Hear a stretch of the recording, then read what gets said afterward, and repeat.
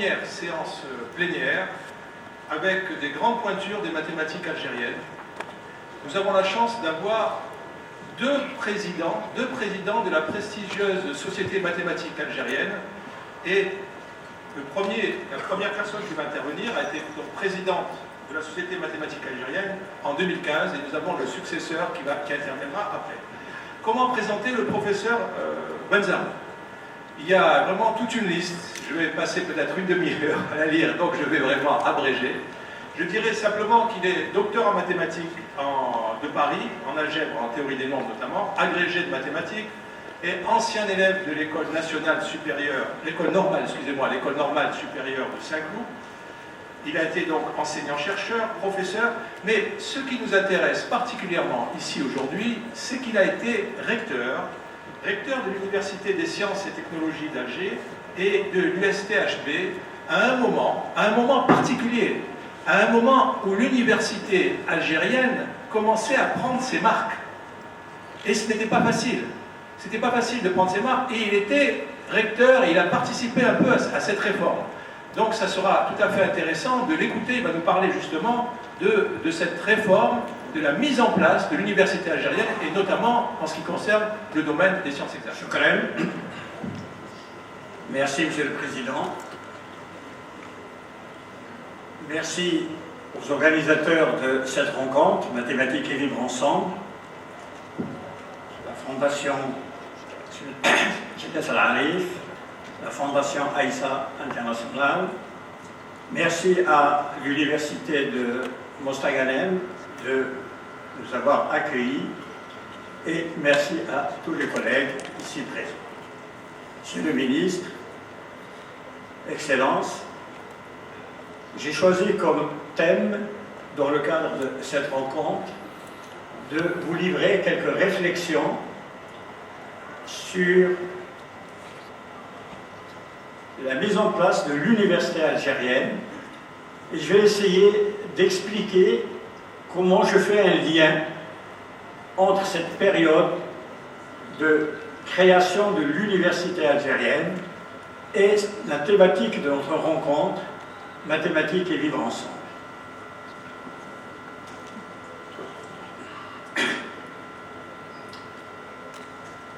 Nous pouvons dire que l'université algérienne est née dans la décennie 70, avec la création du ministère de l'Enseignement supérieur et de la Recherche scientifique, dont le premier titulaire fut Feu Mohamed Siddiq Ben Yahya.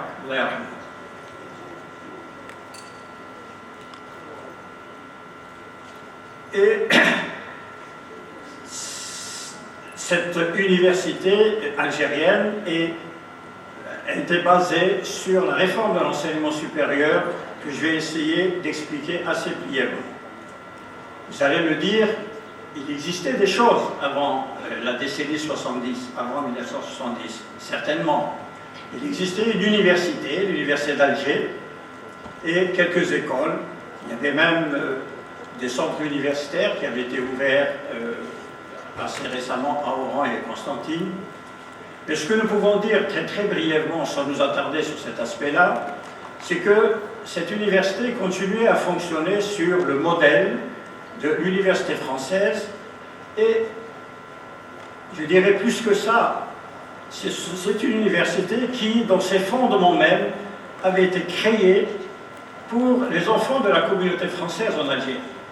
Et je n'en voudrais pour preuve que le nombre d'Algériens, d'étudiants algériens qui étaient inscrits dans cette université, puisqu'à la veille de l'indépendance, il n'y avait pas plus de 500 étudiants algériens inscrits dans cette université, alors que les étudiants issus de la communauté française étaient pratiquement 10 fois plus nombreux. Dois-je préciser que la population algérienne était, elle, à peu près 10 fois plus importante que la population française qui était implantée en Algérie. Ce qui donc donne un rapport de 1%. Voilà, donc c'est pour ça que je dis que cette université fonctionnait sur le modèle français, et pour des raisons très objectives. Bien entendu, il n'y a pas eu de modification fondamentale dès l'indépendance dès 1962. Les programmes avaient été réaménagés. Bien sûr, on ne continue pas à enseigner les mêmes contenus en sciences sociales, particulièrement. Mais du point de vue organisation, du point de vue diplôme, etc., on peut considérer qu'on n'avait pas encore l'université algérienne. Alors, en 1970, avec la création du ministère de l'Enseignement supérieur, donc c'est une nouvelle ère qui s'ouvre pour l'université algérienne. Auparavant, d'ailleurs, avant la création du ministère, il y avait une direction de l'enseignement supérieur qui était au sein du ministère de l'Éducation nationale, et ce n'est pas inintéressant de rappeler, puisqu'on a parlé tout à l'heure de Maurice Audin, que le premier titulaire, le premier directeur de l'enseignement supérieur algérien fut André Mondouze, professeur André Mondouze, qui avait été expulsé d'Algérie par les autorités coloniales pour ses positions pendant la guerre de libération nationale. Et ce sera d'ailleurs Melek Bennebi qui lui succédera. Et là aussi, il y a un clin d'œil à notre conférence, puisque Melek Bennebi était de formation scientifique, puisqu'il était ingénieur. Et il est plus connu comme homme de culture. Donc, je reviens à cette réforme de l'enseignement supérieur des années 70 qui a fondé l'université algérienne. Bon, très brièvement, parce que ce n'est pas tout à fait le thème de notre conférence, mais je veux simplement faire le lien avec le thème de notre conférence. Les orientations générales de cette réforme sont connues, étaient connues à l'époque. C'était le fameux triptyque, options scientifiques et techniques, démocratisation, algérianisation. Puis cela se traduisait par un certain nombre de dispositions d'organisation juridique, etc. Par exemple, la suppression des facultés, la suppression des chaires à l'université, etc. Mais je ne vais pas insister sur cet aspect-là. Je vais surtout regarder l'aspect académique, l'aspect pédagogique. Parce que dans cet aspect académique, il y avait une idée qui était tout à fait nouvelle pour l'époque, qui était celle de mettre en place un système intermodulaire, enfin un système modulaire et semestriel. Alors, qu'est-ce que ça veut dire un système modulaire? Ce n'est pas simplement le fait qu'on enseigne des modules, non. C'était une conception beaucoup plus profonde, et peut-être pour être un peu plus clair dans ma présentation, je vais prendre un exemple concret. L'exemple concret, ce sera celui de l'Université des sciences et de la technologie d'Alger. Et précisément, c'est une université qui est née dans le cadre de la réforme, puisqu'elle a accueilli ses premiers étudiants en 1974. Donc on était dans la mise en œuvre de la réforme de l'enseignement supérieur. Alors d'abord, l'idée elle-même, une université des sciences et de la technologie, c'est une idée qui était nouvelle. Par exemple, par rapport à l'université antérieure, par rapport à l'université française. Certes, il y avait eu une université des sciences et techniques qui avait été créée à Compiègne, mais qui était un point tout à fait singulier dans le système français. Dans le système français, on restait dans la dichotomie bien connue, université, grandes écoles, et qui obéit à des données historiques qu'il ne m'appartient pas ici de développer. Donc, l'idée même de créer une université des sciences et de la technologie était une idée nouvelle dans le cadre de la réforme. Et au-delà de cet aspect-là, le fait de mettre sciences et technologie ensemble, ça avait une signification. D'ailleurs, à l'époque, je ne sais pas si les slides suivent, mais je fais comme tout à l'heure, j'ai préparé un texte, je vais parler plus oralement que de lire un texte. Les slides, c'est pour les collègues en anglais, ils sont en anglais. Alors, donc, je disais que le fait de mettre ensemble sciences et technologies correspondait à une certaine vision de la fécondation entre la science et les technologies, ou les sciences et la technologie, enfin on peut mettre les pluriels où on veut, en d'autres termes, entre ce qui était dit d'ailleurs explicitement entre la pratique et la théorie. Même comme on disait à l'époque, la praxis et la théorie. Donc déjà, cette idée est importante. Ensuite, l'organisation même de cette université, et je serai plus précis concernant les mathématiques. Alors, très brièvement, pour les collègues les gens qui n'ont pas vécu cette période et qui ne sont pas spécialement intéressés par ces aspects-là, je dirais que l'Université des sciences et de la technologie d'Alger était constituée de 11 instituts. C'est une nouvelle idée, puisque les facultés avaient été supprimées. Elle absorbait totalement l'ex-faculté des sciences de l'Université d'Alger, avec ses différents départements.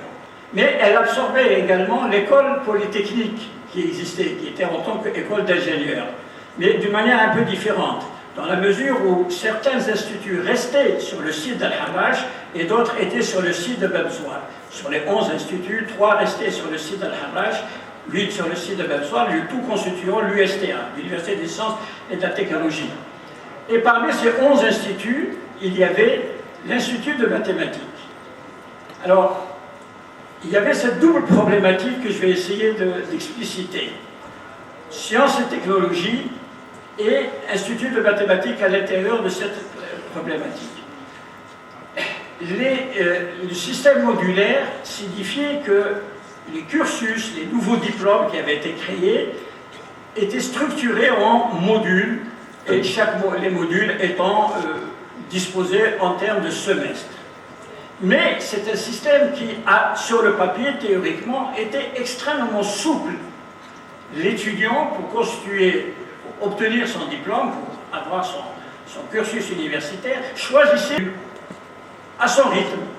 La seule contrainte, c'était que pour s'inscrire à un module, il fallait avoir ce qu'on appelait les modules prérequis. Et ensuite, il organisait son cursus à son rythme, au point de vue chronologique, au point de vue de force de travail, etc. Donc, c'est ça l'idée du système modulaire, c'est pas simplement le découpage de la discipline en modules. Alors, je vais illustrer cette problématique sur un exemple qui est assez significatif et qui pose un petit peu le problème de cette idée de la multidisciplinarité ou de l'interdisciplinarité ou la transdisciplinarité. C'est une fameuse polémique que nous avions vécue à l'époque qui était comment valider un semestre d'un étudiant ou une année académique.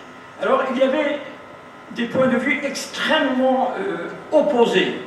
Il y avait c'était ce qu'on appelait la polémique sur la compensation. Il y avait ceux qui disaient l'étudiant doit avoir obtenu chaque module, c'est-à-dire avoir sa moyenne dans chacun des modules. Sinon, il refait le module autant de fois que nécessaire jusqu'à avoir obtenu la moyenne. Et puis il y avait à l'autre extrême ceux qui disaient non, on va faire une moyenne générale avec des coefficients, et puis s'il a la moyenne générale supérieure à 10, on lui valide son semestre et il passe au semestre suivant. Donc on fait une compensation. Et puis entre les deux, il y a eu des tas de solutions de compromis. Donc à travers un peu cette polémique, on peut se demander maintenant avec le recul si ce n'est pas un petit peu la confrontation de ceux qui étaient un petit peu monodisciplinaires, qui défendaient leur discipline, ceux qui avaient une vision un peu plus interdisciplinaire, qui pensaient qu'on pouvait avoir une formation en faisant des maths, de la physique, de la biologie, etc. Donc la polémique reflétait, à mon avis, un petit peu, de manière peut-être implicite, ce débat de l'interdisciplinarité. Alors parmi les solutions de compromis qui avaient été faites, il y avait par exemple celle où on faisait la distinction entre les modules dits fondamentaux et les modules dits complémentaires. Donc on pouvait faire la compensation pour les modules complémentaires, mais pas pour les modules fondamentaux. Il y avait aussi des formules avec les notes éliminatoires, et il ne fallait pas avoir une note éliminatoire, etc. Mais je ne vais pas rentrer dans les détails. Alors ce qui est important, c'est que ce n'est pas un débat théorique que je suis en train de vous expliquer, c'est un débat qui a eu sur le terrain. Donc cette question de l'interdisciplinarité ou de la multidisciplinarité était vécue par des milliers d'étudiants sur le terrain. Alors, le débat a été aussi à un autre niveau, concernant l'Institut de mathématiques, puisque parmi les 11 instituts, il y avait l'Institut de mathématiques. Alors, la particularité là également était que cet institut, ou les enseignants de cet institut, faisaient le renseignement à tous les étudiants de l'université, qu'ils soient de futurs biologistes, de futurs géologues, de futurs ingénieurs de génie civil, etc., etc. Donc, ils étaient confrontés à la problématique classique que connaissent les didacticiens des mathématiques ou de toutes les disciplines. Quelles mathématiques enseigner selon le public auquel ils s'adressaient, et comment les enseigner. Et cette problématique, bien sûr, elle est classique quand il s'agit de ce qu'on appelle les troncs communs, c'est-à-dire en général la première et deuxième année de l'université, mais elle se posait également au-delà des troncs communs. Par exemple, l'Institut de mathématiques enseignait les mathématiques à tous les biologistes.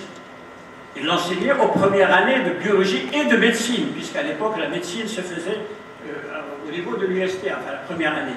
Donc, voilà, il y avait cette problématique de la multidisciplinarité, et c'est ce qui m'a amené un petit peu à vous livrer ces réflexions dans le cadre de notre rencontre. Bon, bien entendu, la réforme de l'enseignement supérieur n'était pas que cet aspect. J'ai développé un peu cet aspect parce qu'il est lié au thème de notre rencontre. Alors je vais passer un peu rapidement sur les autres aspects, mais qui méritent quand même d'être signalés. Les défis auxquels était confrontée cette construction de l'université algérienne étaient bien identifiés par disons, la vision politique. Alors parmi ces défis, bon, je me citais très rapidement, il y avait le défi de l'encadrement, qui était évident, parce qu'il y avait très peu d'enseignants algériens pour encadrer cette université. Alors, avait été mis en chantier une réforme de la formation doctorale. C'est à ce moment-là qu'avait été créée la thèse de magistère et la thèse de doctorat, pour former plus rapidement les enseignants de l'université. Il y avait eu, dans le même cadre, un effort important d'appel à la coopération internationale.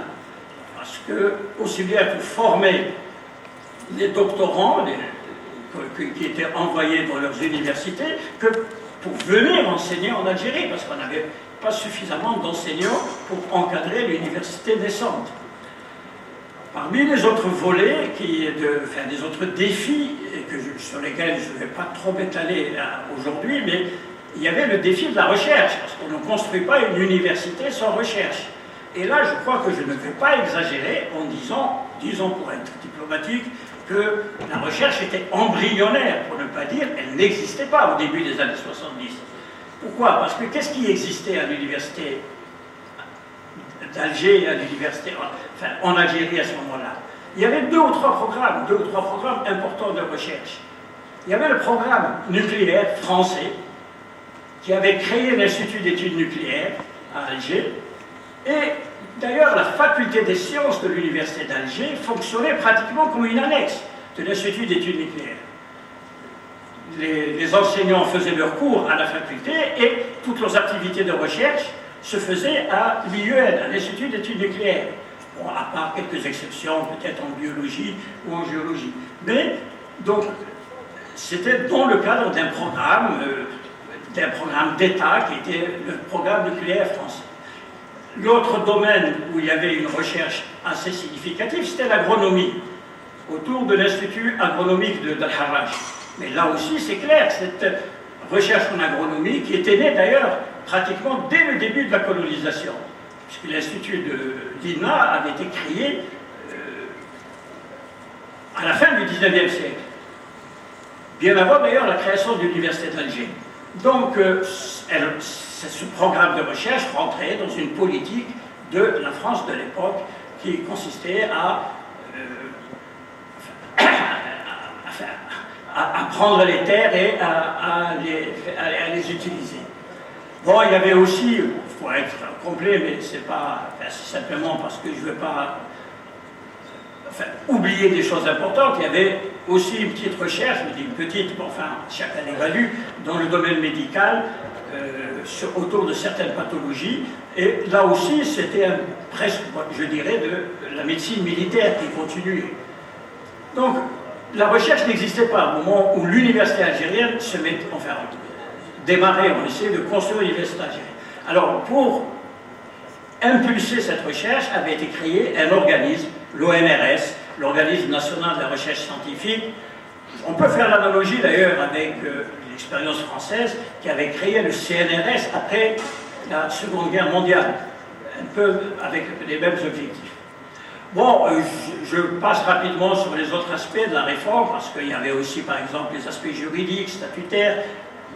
Avait été mis en place un statut de l'université, ça n'existait pas avant, un nouveau statut, un statut des enseignants-chercheurs, et puis le dernier défi, le quatrième important, c'était celui de la planification, de l'extension du réseau. À l'époque d'ailleurs, on travaillait on disait Horizon 86, donc il y avait une planification un peu sur 15 ans, avec des plans coulissants, les techniques sont connues, donc pour développer le système universitaire. Il faut d'ailleurs peut-être donner une petite précision qui est intéressante, c'est que dans cette planification, la partie académique, enseignement et recherche, et la partie œuvre universitaire occupaient pratiquement le même poids, et parce que cela rentrait dans une politique de l'État algérien de favoriser l'accès à l'enseignement supérieur à plus de jeunes, et ça répondait à une aspiration de la société algérienne, à une aspiration de la jeunesse algérienne. Alors mon propos ici n'est pas de faire un bilan ou une évaluation des efforts qui ont été faits à cette époque, et il est incontestable que de jeunes équipes d'universitaires algériens, je dis jeunes parce que la plupart étaient jeunes en âge et jeunes en expérience, ont permis de construire cette université algérienne. Ce sont de jeunes équipes enthousiastes, motivées, qui ont construit pendant cette décennie et la décennie suivante l'université algérienne. Alors, donc, on peut les résultats, je ne vais pas non plus les évaluer, les résultats, voilà, c'est que une université algérienne a eu un impact qu'on peut considérer comme significatif sur l'évolution de la société algérienne. Alors, je ne sais pas le temps, il reste beaucoup de temps, mais on a commencé en avant, je peux essayer de développer mon idée jusqu'au bout. On m'avait dit 20 minutes, donc c'était un peu court. Alors, parmi les défis que j'appellerais implicites, ce que je viens de décrire, c'était des défis connus, explicites, et pour lesquels donc, un certain nombre de chantiers avaient été lancés. Parmi les défis implicites, il y avait deux qui étaient en quelque sorte la suite logique de la démarche.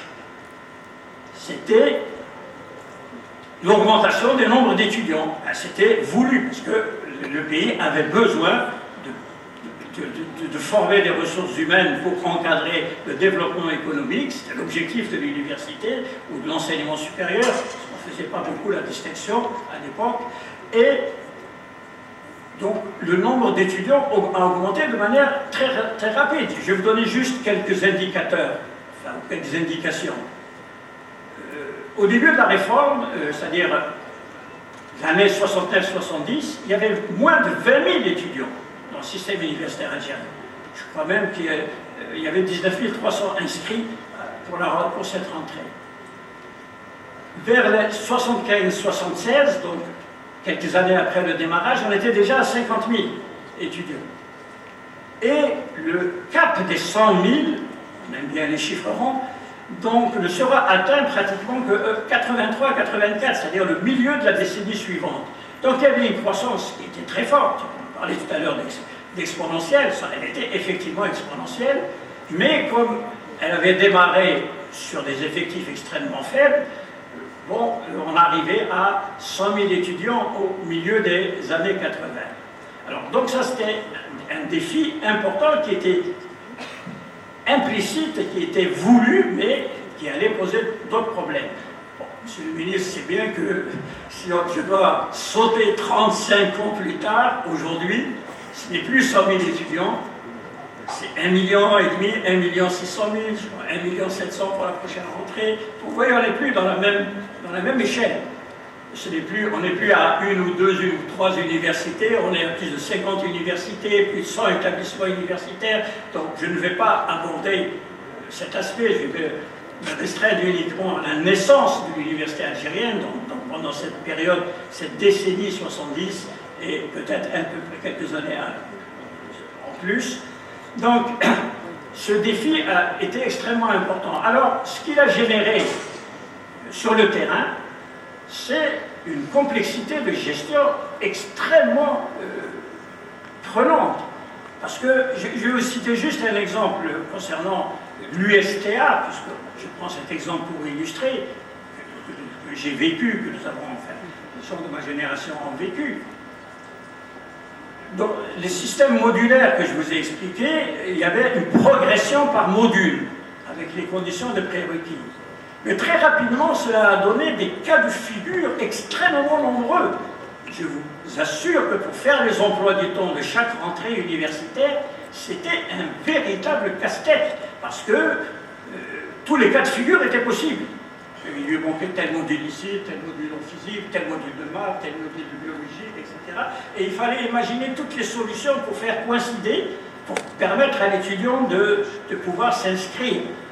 À tel point qu'au niveau de l'USTA, on a été amené à effacer la distinction entre semestre pair et semestre impair et faire fonctionner simultanément.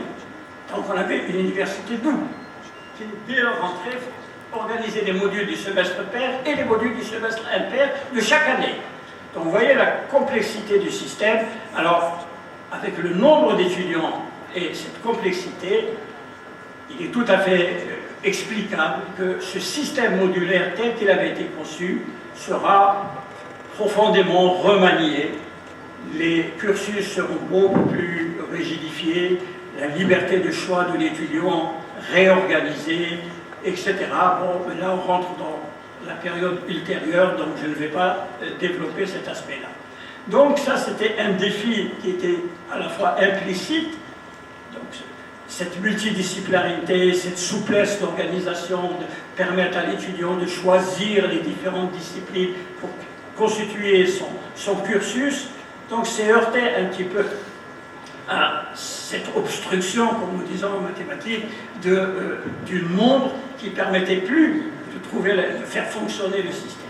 Et donc ce système modulaire que j'ai essayé de vous décrire a été progressivement modifié, pour ne pas dire abandonné, et on est rentré dans l'annualisation, etc., etc. Mais là, c'est un autre débat qui n'est pas tout à fait celui de notre rencontre ici. Mais peut-être qu'on peut s'interroger s'il n'y avait pas aussi un autre défi implicite, mais qui, lui, a un caractère historique beaucoup plus profond. C'est que l'observation nous montre que l'évolution de la science, l'évolution du savoir, a été historiquement vers la spécialisation. La figure du savant, on a parlé tout à l'heure de Khwarizmi, on peut parler d'Ibn Rushd, on peut remonter à Platon ou si vous voulez. La figure du savant dans les cultures grecques, dans les cultures latines, dans la culture arabe, même les cultures chinoises hindoues de l'époque, la figure du savant et la figure de la science et la vision de la science a complètement changé à partir du Moyen-Âge européen, c'est-à-dire 12e, 13e, 14e siècle. Le savant qui était médecin, mathématicien, physicien, astronome, etc., a cessé d'exister à partir des temps modernes, de la Renaissance et des temps modernes, et donc la figure du savant a changé, et donc là il y a peut-être un problème plus profond de l'évolution vers plus de spécialisation, et quel est le compromis ou la parade avec la multidisciplinarité ou l'interdisciplinarité. Si je ne regarde que les mathématiques, puisque nous parlons de mathématiques et vivre ensemble, même dans les mathématiques, la figure du mathématicien également beaucoup changé.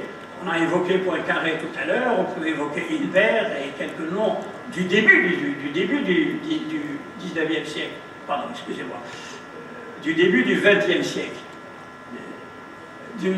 C'est peut-être les derniers qu'on peut considérer comme le mathématicien, c'est-à-dire celui qui connaît toutes les mathématiques pratiquement de son époque. À partir de ces figures-là, n'apparaissent plus que des mathématiciens spécialisés.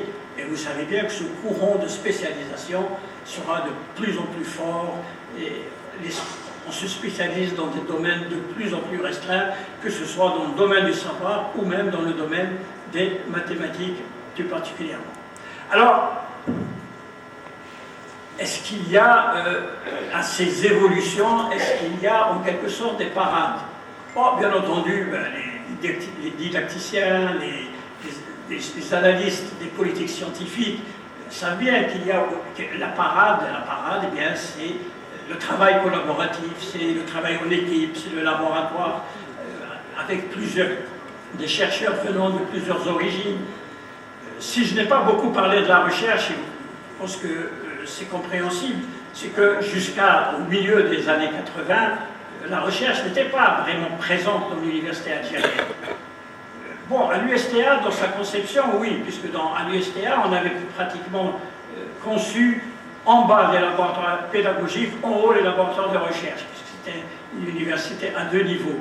Donc, mais il fallait mettre en place, il fallait construire. Ceci demandait des décennies.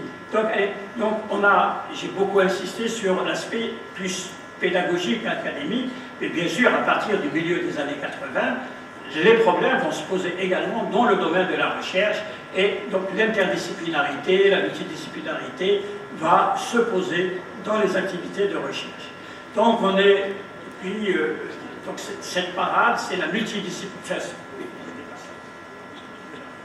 Donc voilà, bon, je pense que, bon, avec l'explosion des revues, etc., et puis peut-être, bon, je m'arrêterai là, au début maintenant de ce nouveau siècle, on a peut-être un nouveau paradigme qu'il va falloir affronter et analyser. Bon, c'est pas original ce que je suis en train de dire là.